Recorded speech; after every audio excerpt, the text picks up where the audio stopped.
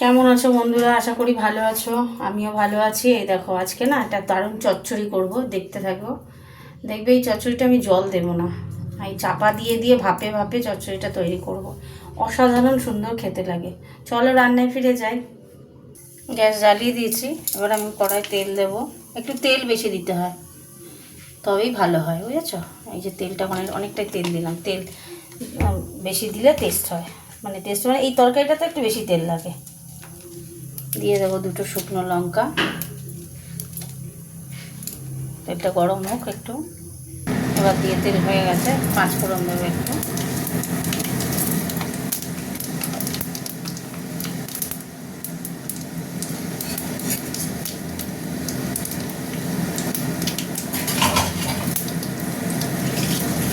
ফোড়নটা ভাজা ভাজা হতে হতে দিয়ে দেবো পেঁয়াজ। দেবো এবার পেঁয়াজ দিয়ে দিলাম। পেঁয়াজটা একটু ভাজা ভাজা, পেঁয়াজ বেশি দিয়েছি, ভাজা ভাজা হবে, তারপরে দেবো সবজিগুলো ভাজবো। থাক। আচ্ছা, এবার আমি সবজিগুলো দিয়ে দিলাম। এতে কাঁচা লঙ্কা দেওয়াই আছে, 4-5টা কাঁচা লঙ্কা দিয়েছি, দিয়ে রেখে দিই।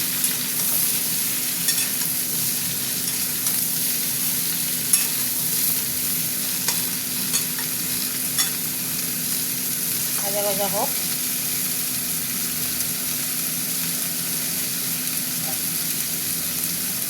আমি চাপা দিয়ে দেবো, আস্তে আস্তে ভাজা ভাজা হবে।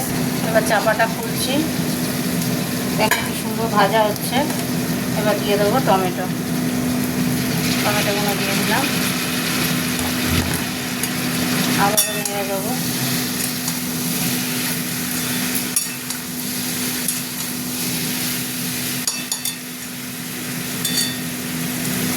হতে থাক আরেকটু। এবার আমি দিয়ে দেবো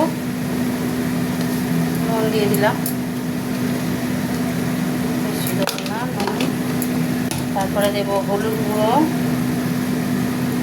গুঁড়ো দিয়ে দিলাম। এবার দেবো লঙ্কা গুঁড়ো একটু দিয়ে দিলাম।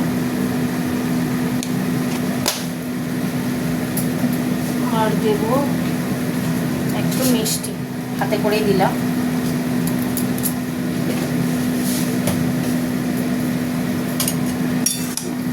এবার নাড়বো।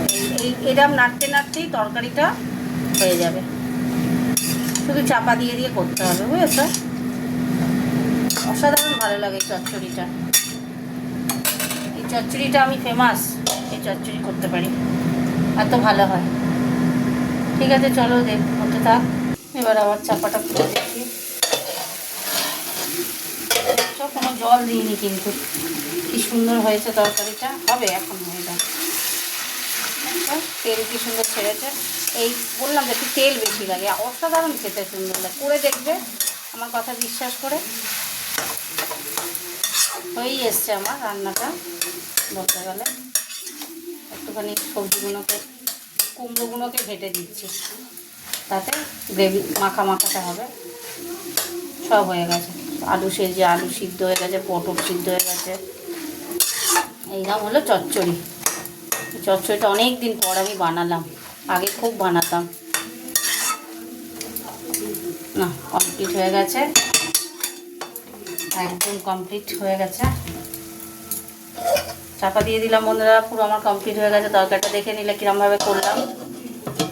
গ্যাস অফ করে দিলাম। চলো তোমাদের সাথে একটু কথা বলে নিই।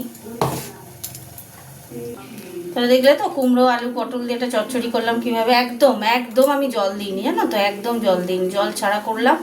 এরমভাবে তোমরা একবার ট্রাই করো বাড়িতে, দেখবে খুব সুন্দর। একদম গ্যাস কমিয়ে দিয়ে ঢাকা দিয়ে দিয়ে বানাবে, ভালো লাগে খেতে। টাটা, তাহলে সবাইকে গুড নাইট।